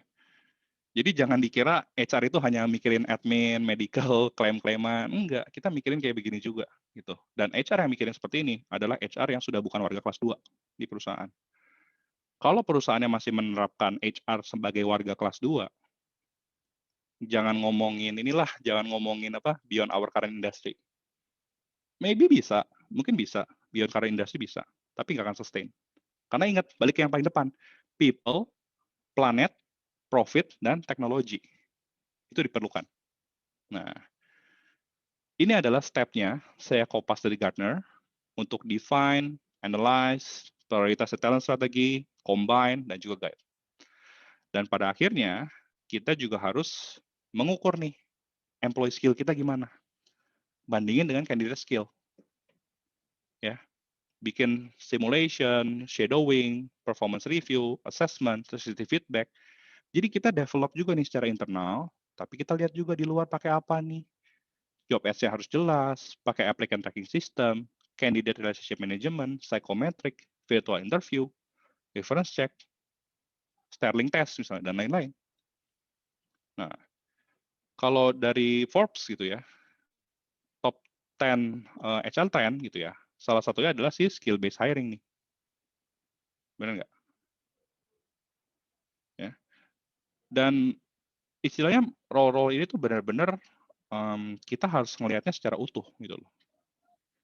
Nah, kalau kita lihat lagi ya, tadi workforce, dan workplace. Kita udah bahas, udah bahas. Workforce tadi yang topik paling besar nih, 4B gitu ya. Workplace-nya gimana? Kumaha, kata orang Sunda mah. Ini ngomongin soal belonging, ownership, dan total rewards. Yang sering kali orang bahas adalah hybrid work. Ya, ini saya bawa research dari timnya Workforce Transformation, tim saya sebelumnya di Deloitte, soal hybrid work. Ya, ini kita pakai demografi yang ASEAN 6. Karena biasa orang pakainya global lah, Amerika lah, kita pakai ASEAN 6. Bukan kita, kami waktu itu. Jadi di Indonesia gitu ya, Malaysia, Filipina, Singapura, Thailand, Vietnam, ini adalah number si potential workforce transition-nya. Nah, kira-kira berapa sih proporsi yang bisa kita transpose gitu, kita translate. Jadi dari jumlah angkatan kerja, berapa yang bisa kita ubah jadi hybrid work? Indonesia 21,2 juta yang angkatan kerja usia produktif ini, ya, yang generasi awal-awal, itu tuh 16%-nya bisa kita convert sebetulnya. Nah, tapi yang jadi pertanyaan kan biasanya gini, kita ditanya, Bapak Ibu HR, saya orang operation, saya juga mau WFH. Saya mau kayak teman-teman finance dan HR yang bisa WFH. Tunggu dulu. Kita harus lihat bahwa job istilah hybrid work itu nggak bisa buat semuanya. Kita harus lihat secara sektor dan pekerjaannya. Jadi secara sektor dilihat deh. Professional service 67%, telco berapa, government and public service, financial service, real estate service, wholesale, admin, healthcare, hospitality, transport and logistik. Itu kelihatan di sisi sektor. Berapa persen mereka bisa di-convert ke arah hybrid atau work from anywhere lah kalau zaman sekarang. Nah, berdasarkan pekerjaannya nih, ternyata kelihatan, oh HR itu bisa 55% di-convert. Business management consulting 76%. Makanya konsultan-konsultan masih banyak yang work from anywhere lah, dari tempat klien, dari rumah, dan lain-lain. Ya, jadi perlu diingat, ini bukan semua job, bukan buat semua job. Kalau kita ngomongin tadi ya, oh kita mau beyond our current industry, berarti semua kasih WFH. Ya nggak gitu. Lihat lagi sektor dan pekerjaannya. Ini aspek yang jarang dibahas di mana-mana. Terus, masih ngomongin soal hybrid work. Remote working itu nggak sama loh dengan work from home. Ya, apalagi bahaya cyber security. Kita, wah ada internet gratis di cafe atau di hotel. Bisa jadi itu sebetulnya WiFi yang bisa nge-track password kita. Bahaya. Ya. Jadi bikin apa ya? Ibaratnya pekerjaan itu bisa dikerjakan dimanapun, it's good. Tapi hati-hati. Nah, terus ini juga saya nggak mau nge-bullshit ya. Banyak orang ngomong work-life balance. Banyak orang ngomong work-life integration. Betul nggak? Kalau ada yang nggak setuju, boleh angkat tangan. Kalau nggak banyak yang ngomong gitu. Ini banyak. Nah, work near home itu adalah new normal. Di sini kan kelihatan nih, work from anywhere, work from workspace, work near home, work from home. Jangan cuma soal work-life integration, tapi work and life happiness juga dipikirin. Ya, bagaimana nih contohnya? Ini contohnya kita punya di Base the City seperti ini. It's about work and life happiness. Ya, jadi kita nggak cuma ngomongin work sama workforce. Kita harus ngomongin juga soal workplace. Karena ini adalah bagian dari future of work. Nah, ini adalah contoh digital hub nih yang kita lagi siapin juga untuk di BSD.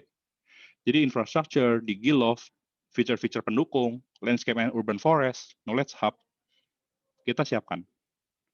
Ya. Ya, jadi balik lagi nih, kalau saya kasih dari sisi HR gitu ya, apa yang harus disiapin, kalau kita mau benar-benar beyond our current industry, pikirin employee well-being, work modelnya mau seperti apa, cyber security-nya mau gimana, upskilling dan reskilling, all-in-one HR tools atau HR workspace, internal mobility seperti apa, multi-generational workforce seperti apa, diversity and inclusion harus dipikirin juga, pikirkan juga employee experience, dari tertarik, terus hiring, onboard, performing, growing, rewarding, sampai departure. Sama gunakan people analytics. Ya, jadi Bapak Ibu HR boleh capture. Nah, sekali lagi nih, sebelum menutup sesi, saya mau ngiklan lagi. Ini Double Dream periode 3, cuma sampai 31 Desember 2022. Ya, bisa save up to 22,5% plus DP-nya 10% itu dibayarin.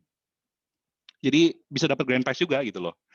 Jadi buruan beli, minggu harga naik. Karena 1 Januari 2023 itu hari Minggu, bukan hari Senin. Ya. Jadi Bapak Ibu mau connect sama saya boleh, nanti mau beli properti via referral saya juga boleh. Bapak Ibu dapat diskon, saya dapat diskon juga, kan mantap gitu ya. Karena nanti kita mau bikin digital hub dan lain-lain nih. Kalau ini udah jadi semua, Jatim Park, Cimory Dairyland segala macam, makin mahal. Ya. Jadi akhir kata, saya nggak mau ngomong thank you, but thank me. You are the one who should thank me. Ya, karena saya udah share banyak nih. Nah, Bapak mau connect sama saya nih, boleh scan QR code yang di bawah, nanti langsung save kontak saya, kita bisa lanjut ngobrol. Oke? Q&A, silakan. Oke, thank you Mas Sedikit Amin. lagi ya. Mungkin kita bisa Q&A 5 menit kali ya, jadi 2-3 pertanyaan, karena saya udah ada meeting lain nih, sorry. Iya, sama. Oke. Liman. Mungkin kita jawab dari yang sudah masuk aja nih, Mas. Tadi kan kalau ngomongnya ini HR kayaknya kita menjadi jantung, tapi ada nih dari Mas Hendrik Darmawan nih. Kan ujung-ujungnya owner yang mutusin. Gimana nih Betul. kita bisa pitching-nya mereka bapak-bapak founder atau yang punya duit nih, kira-kira pocketnya bisa dikeluarkan buat kita atau gimana? Itu. Gimana kita? Apa?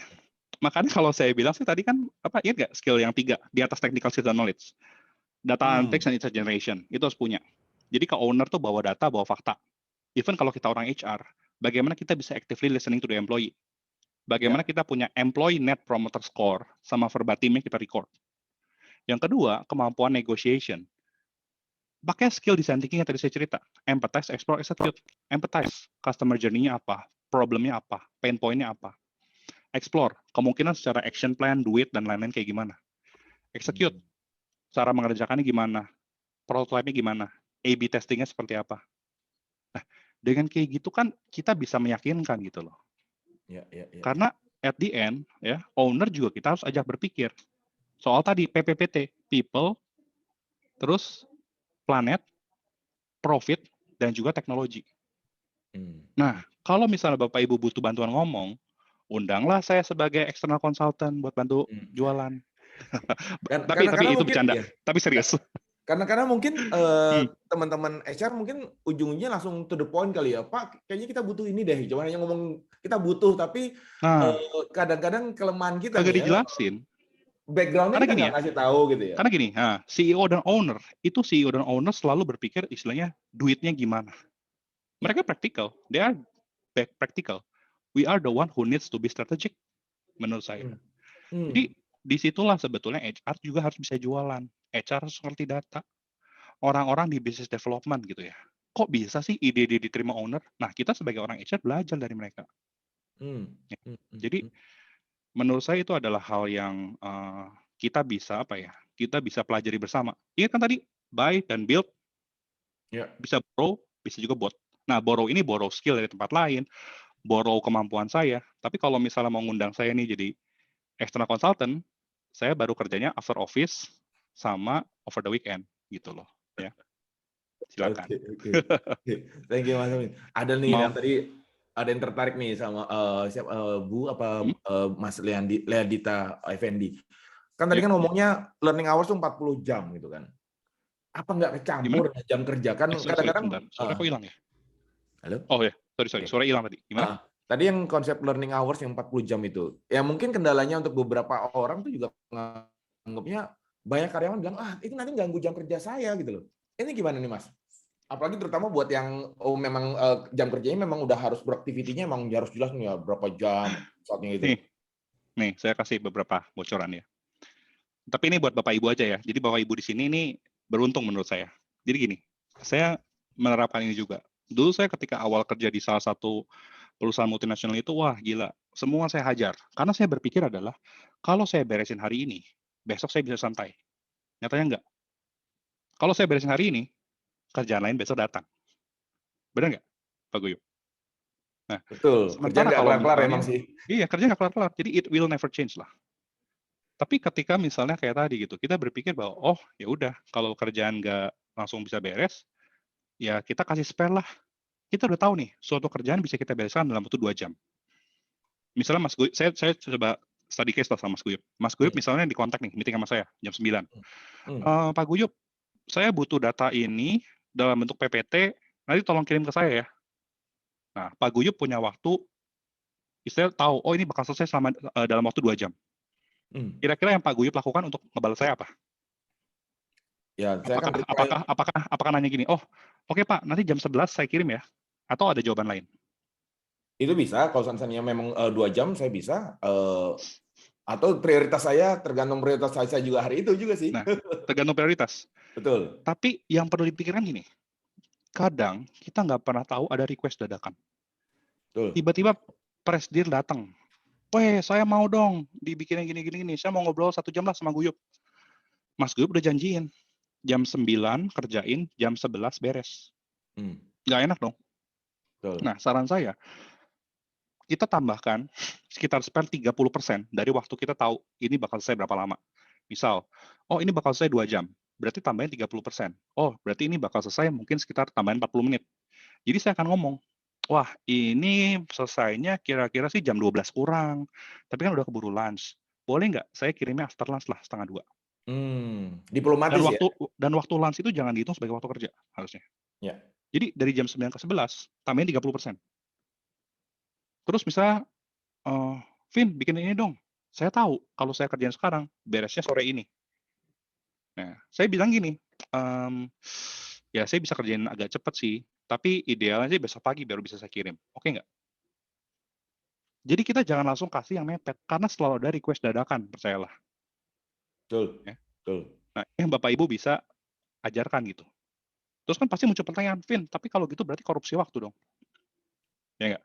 Misalnya lu diminta jam 9, kerjain, jam 11 beres. Tapi baru kirim nanti 1:30. Tiba-tiba dari jam 9, ngerjain jam 10 udah beres. Orang biasa langsung kirim, bener nggak? Pernah nggak sih dia mikirin, ngirimnya nanti siang nggak apa-apa. Dari jam 10 sampai jam 12, ada 2 jam spare, saya belajar. Saya baca info. Saya networking sama orang dari bisnis. Saya belajar ilmunya marketing, saya belajar ilmunya sales. Pernah ada yang mikirin gitu? Enggak. Karena mereka menganggap kerjaan harus beres sekarang. Kalau sekarang beres, besok santai. Coba kita berpikirnya bahwa ini adalah kuliah. Kuliah tapi dibayar. Ketika misalnya kita, mau ada jadwal kuliah. Ternyata dosennya, aduh saya cuma bisa ngajar 1 jam ya hari ini. Terus di 1 jam lain, teman-teman ngapain? Baca komik, santai, atau apa. Nah, itu kan karena nggak dibayar. Tapi kalau sekarang dibayar, waktu kosongnya manfaatkan buat apa? Upskilling, reskilling, belajar, networking, connecting. Dengan kayak gitu. Nah, kalau yang di operation gimana? Kita operasional 6,5 jam setiap hari. Tinggal sisa 1,5 jam dong dari 8 jam kerja. Nah, coba negosiasikan dengan HR-nya. Kalau kita ditargetin 40 jam learning hour, kapan waktunya? Ajak mereka berpikir, gitu ya. Jadi itu soal learning lah. Mungkin satu pertanyaan terakhir. Terakhir ya. Yang lain kalau ada pertanyaan, boleh kan saya udah kasih QR code nih buat scan gitu ya. Boleh langsung connect, nanti tanya langsung boleh. Cuma kalau nanyanya panjang, itu udah saya hitung konsultasi. Ya, betul. Konsultasi udah ada lah itu rate-nya berapa. Ya. Betul. Karena kita juga udah mulai bipping nih. Ini kapan join meeting lain. Oke, last question. Ya. Kalau tahun 2023, Mbak Vidian lagi, apa saran yang terbaik yang bisa dilakukan? Apakah people development dulu, atau hiring more people, atau gimana? Ini akan tergantung dari industri Bapak Ibu ya. Kalau industri talent, menurut saya sekarang udah bukan talent war lagi lah, tapi talent win. Jadi kita bagaimana tuh seninya untuk lihat balance-nya. Nah, strategi yang perlu dilakukan adalah kita lihat secara holistik talent strategi manajemennya gimana. Karena at the end, mau itu buy, build, borrow, atau bot, saya harus balikin dari Bapak Ibu.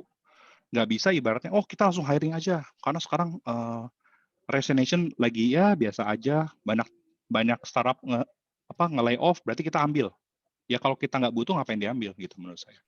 Jadi menurut saya ini harus dilihat dari aspek yang lebih luas lagi, lihat dari kebutuhan bisnisnya, lihat dari kebutuhan skill-nya juga, lihat juga dari tadi talent strategi kita mau seperti apa, ya. Tadi loh yang saya share dari Gartner gitu kan, kurang lebih seperti itu sih. Balik lagi Pengalaman yang ini tadi ya. gitu ya. Siap. Oke, thank you banyak Mas Alvin nih. Nih kayaknya pasti orang akan gemes nih. Kayaknya waktunya kurang nih 1,5 jam. Ya Oke. boleh connect lah ya. Teman-teman HR semua, jangan khawatir kalau seandainya teman-teman pengen emang ada atau mungkin yang joinnya telat, ini tetap kita sudah recording sesi ini webinar. Jadi nanti kita juga akan post di website kita. Jadi kalau teman-teman mau nonton kembali paparannya Mas Alvin hari ini bisa ditonton di website juga. Nggak usah Foto khawatir. bareng dong. Apanya? Foto bareng dong. Oke, kita foto bareng. Mungkin buat Bapak Ibu bisa kelihatan nggak ya? Ini kalau yang kalau pakai webinar, Mbak Ginan kira-kira bisa foto bareng nggak kita nih? Nggak bisa ya? Iya, Nggak Pak apa-apa sih. Pak Guyus sama Yowis. Pak Putri. Oke, It's nggak okay. apa-apa. Nanti Cuma- kalau kita berdua doang kayaknya narsis nih, Mas. Cuma saya tahu udah lebih dari 100 orang, ya 94 lah in average, kita lebih dari 100 orang yang mengikuti sesi hari ini. Dan saya harap ini berguna buat kita semua. Nanti kalau misalnya ada kesempatan buat job share undang-undang lagi, hopefully bisa offline gitu ya. Biar energi lebih terasa. Kita usahakan ya, Mas. Yang seperti pembicaraan kita penawarannya Mas Alvin juga ya. Siapa tahu di Iya. BSD. Boleh lah, bikin di ice lah. Oke? Oke, baik teman-teman semuanya, teman-teman HR semuanya, terima kasih atas waktunya. Pagi-pagi kita udah mulai dan kita 1,5 jam lewat dikit.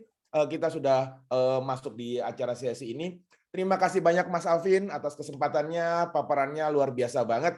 Buat teman-teman jangan lupa pesan-pesan dari Jobstreet ini. Kalau seandainya teman-teman membutuhkan atau tadi kan ngomongin Mas Alvin tentang hire the right talent and tulislah iklan yang sesuai. Memang itu kita selalu encourage ke teman-teman. Kalau seandainya teman-teman mencari karyawan, itu jangan lagi udah nggak ada lagi istilahnya satu iklan buat banyak posisi. Enggak, you need to be specific karena you need to win the war. Talent war udah bukan lagi zamannya, tapi winning the talent is the most important, gitu ya. Talent win. Jadi ya, dan konsultasikan ke account manager Bapak Ibu semuanya atau ke telepon ke customer service kami. Dan jangan lupa Jobstreet tidak pernah minta password dan login dari Bapak Ibu semuanya. Oke. Ya, kayak gitu. Baik, terima kasih Mas Alvin atas kesempatannya. Tetap salam sehat selalu buat teman-teman semuanya. Semoga sukses di bulan Oktober ini. Sampai ketemu di bulan depan untuk sesi webinar selanjutnya. Terima kasih, salam. Terima kasih.